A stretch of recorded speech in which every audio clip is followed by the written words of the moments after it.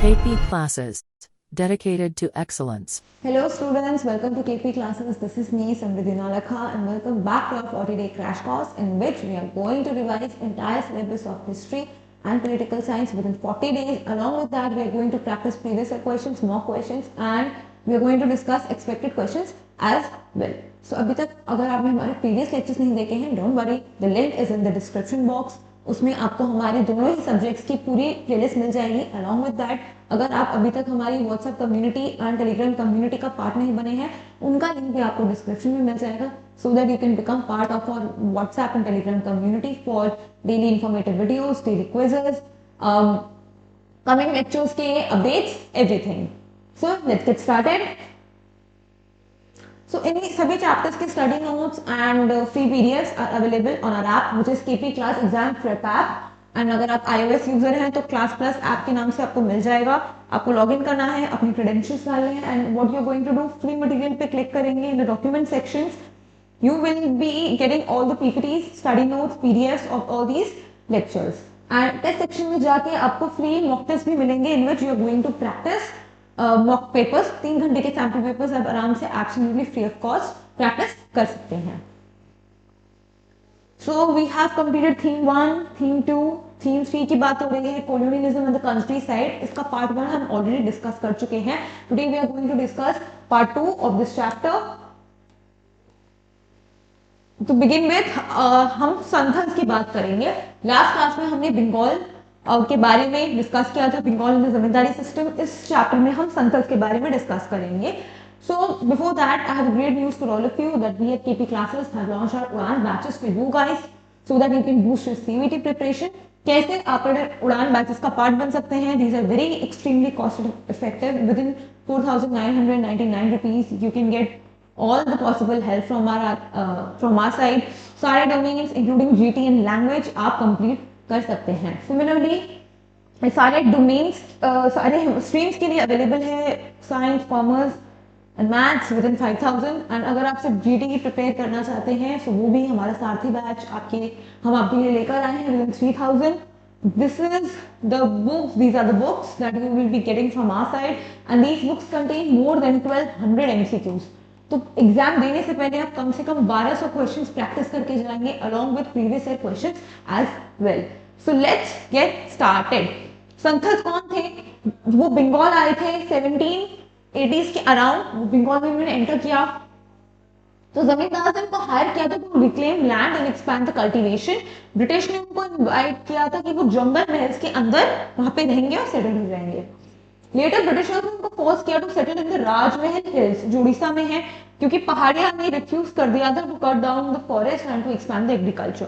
फिर वो राजमहल हिल्स के आसपास ही क्या होने लगे, सेटल होने लगे. The number of Santhal villages grew from 40 in 1838 and 1400 करीबन वो विलेजेस बढ़ गए थे अगर हम बात करें 1851 की. सो दामिनीको was the land allocated to the Santhals. तो दामिनीको क्या था? एक लैंड का नाम था जो संथल्स को एलोकेट किया गया था ताकि वो उस लैंड पे रह सके, वहां पे एग्रीकल्चर प्रैक्टिस कर सके एंड प्रोडक्शन को बूस्ट करने में ब्रिटिशर्स की हेल्प कर सके.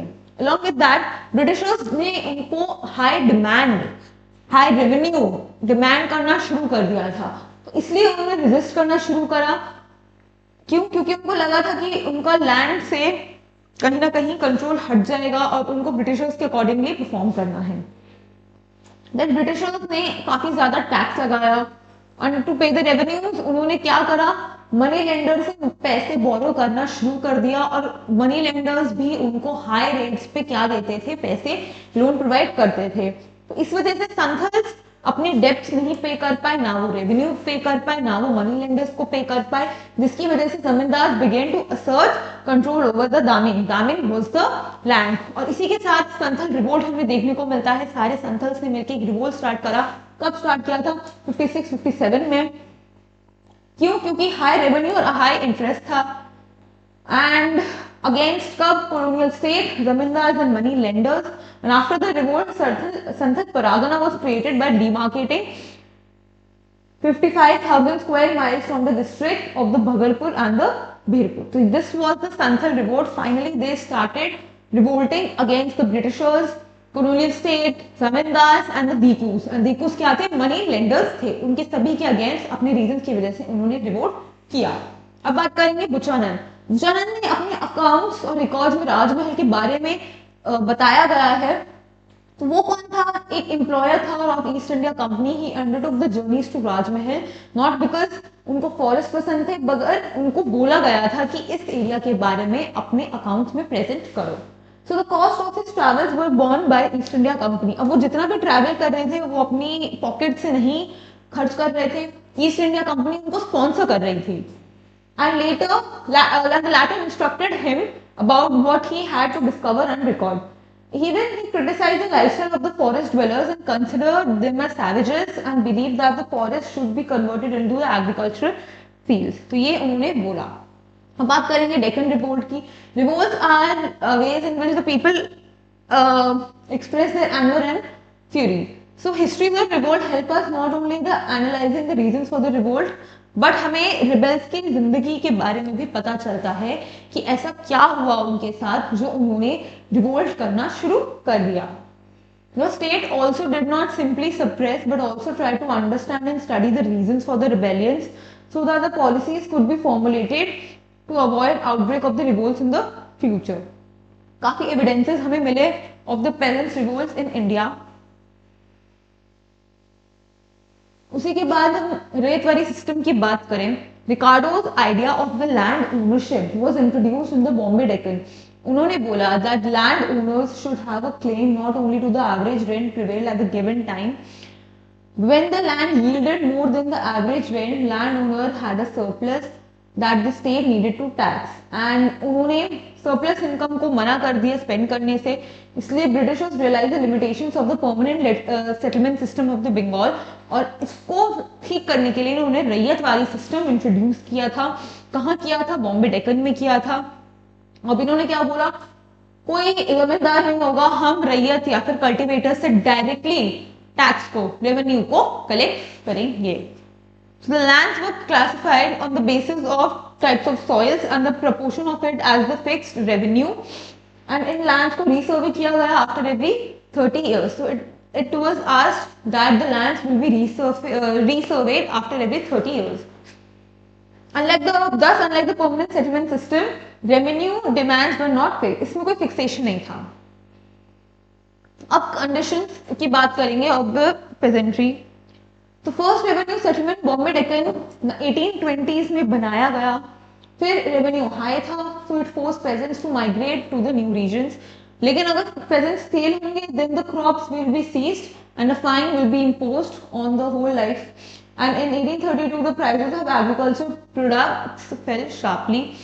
30 to 34 की बात करें, यहाँ पे एक फैमिन आया था जिसकी वजह से कंडीशन खराब हुई एंड कैटल भी मारा गया। And as a life became difficult for the peasants, they began to borrow money from the money lenders at an extremely high rate of interest. And peasants क्या हो गए? फेल हो गए रिपे करने के लिए। Also it increased the indebtedness. अब क्या हुआ? They were stuck in the vicious cycle of borrowing and economy की खराब हो गई। And by 1840 there was signs of economic recovery, but still Britishers ने क्या करा? Revenue demands को उतना ही रखा and they encouraged peasants to grow more crops. So this was the condition. So in spite anything else, उन्होंने क्या करा? Revenue को सेम रखा एंड इनकरेज करा that please grow different crops as well. अब कॉटन बूम की बात करते हैं। कॉटन की demand was extremely increasing at that time because of the wars going on. So 3/4 of the raw cotton, पहला क्या हुआ था? इंपोर्ट इनटू द ब्रिटेन, वो अमेरिका से आता। ठीक है, तो काफी ज्यादा जो कॉटन था ब्रिटिशर्स अपने लैंड में क्या करते थे? इंपोर्ट कराते थे from USA.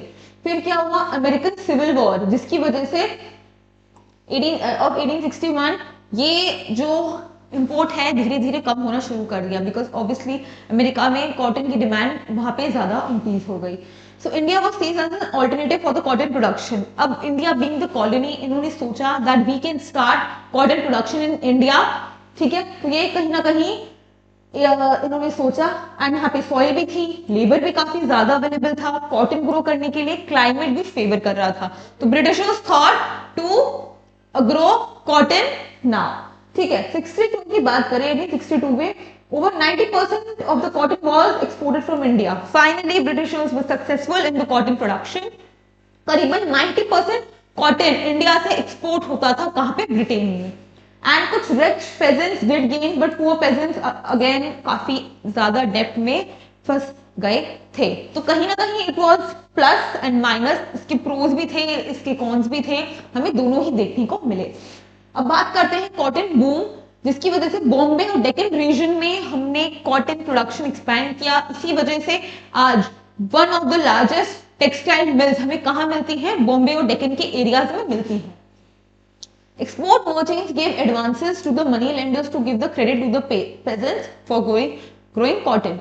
Peasants easily received loans from the money lenders and इसके through we see boost in the cotton production, और इसी सिनेरियो को बोला जाता है कॉटन बूम। अब बात करेंगे, सिविल वॉर खत्म हुआ, सिविल वॉर खत्म हुआ, कॉटन प्रोडक्शन अमेरिका में दोबारा रिवाइव किया गया। सो इंडियन इसके अगेन इंडियन इसके बाद जो इम्पैक्ट पड़ा, अगेन ब्रिटिशर्स ने कहां पे इंपोर्ट कराना शुरू करा, अमेरिका से दोबारा इंपोर्ट कराना शुरू करा, और यहाँ पे कॉटन प्रोडक्शन डिक्लाइन हो गया, जिसकी वजह से क्या हुआ, लोन्स देना बंद हो गए एंड जितने मनी लेंडर्स को उन्होंने, जितने पेसेंट्स को उन्होंने लोन्स दिए थे, उन्होंने दोबारा मांगने शुरू कर दिए, अगेन इंडेप्टनेस बढ़ गई एंड रेवेन्यू इंक्रीज हुआ फ्रॉम 50 to 100%।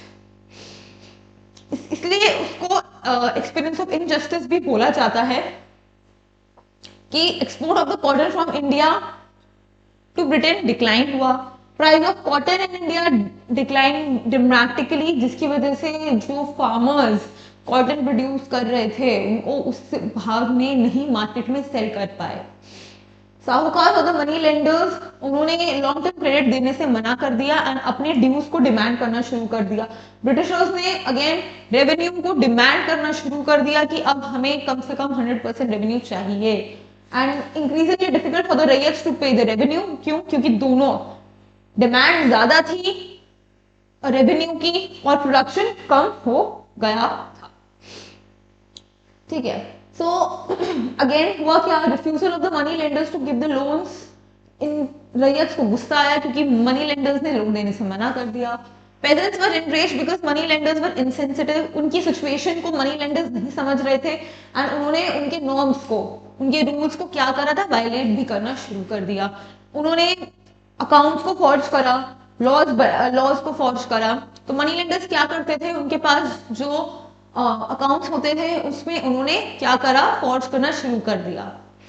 इंटरेस्ट जितना उन्होंने अमाउंट पे लोन दिया उससे ज्यादा तो उन्होंने इंटरेस्ट डिमांड करना शुरू करा। For example 2000 was charge as an interest, 100 रुपए के लोन में कम से कम 2000 का इंटरेस्ट तो उनको देना ही पड़ेगा, हाई इंटरेस्ट। 1859 की बात करें, उन्होंने लिमिटेशन लॉ, ब्रिटिशर्स ने लिमिटेशन लॉ पास किया जिसमें validity of the loan bonds is valid only for the 3 years। Money lenders then force the ryots to sign the contract, उन्होंने फोर्सफुली साइन करवाया। Hence peasant being illiterate they were easily cheated on by the money lenders and how again they were exploited by the money lenders। इसी को ध्यान में रखते हुए Britishers ने Deccan right commission organise किया, लॉन्च किया। ठीक है, पहला तो 1857 की रिवोल्ट से वो ऑलरेडी परेशान थे। उसके बाद ये रिपोर्ट्स आई 1858 में। Commission report recover the ryot spread area, recorded the statements of ryot, sahukar and the eyewitnesses. Then उन्होंने डेटा को कंपाइल करा, प्राइजेस और इंटरेस्ट को कंपेयर करना शुरू करा। Then report sent by the district collectors and evidence blame the money lenders and not the Britishers. तो basically इन्होंने रैयत इनको ब्लेम ना करें, कॉलोनियल स्टेट को ब्लेम ना करें, तो सारा ब्लेम जो ब्लेम गेम है वो मनी लेंडर्स पे डालना शुरू कर दिया कि it is the money lenders who are exploiting the ryots, the peasants and we are not responsible for it. So this was the declaration of the Deccan Riots Commission, ताकि रैयत उनको ब्लेम ना करे उनकी सिचुएशन के लिए। ओके, ये बहुत इंपॉर्टेंट सोर्स माना जाता है हिस्ट्री का. It recorded the statements of the ryot sahukar and the eyewitnesses and data को कंपाइल करा of the different regions. And studying the report, one has to be careful as the report blamed the money lenders for the revolt and not the high demand of the Britishers. So this was all about this lecture. I hope you like this video. I'll see you in the next class. And अगर अभी तक आपने हमारे previous lectures नहीं देखे हैं, you can check out the description. हमारे course के साथ आप जुड़े रहें because at the end we are going to discuss previous year questions, MCQs and expected topics, must do topics for the revision. I'll see you in the next class. Till then, take care. Bye bye. Thank you. KP classes dedicated to excellence.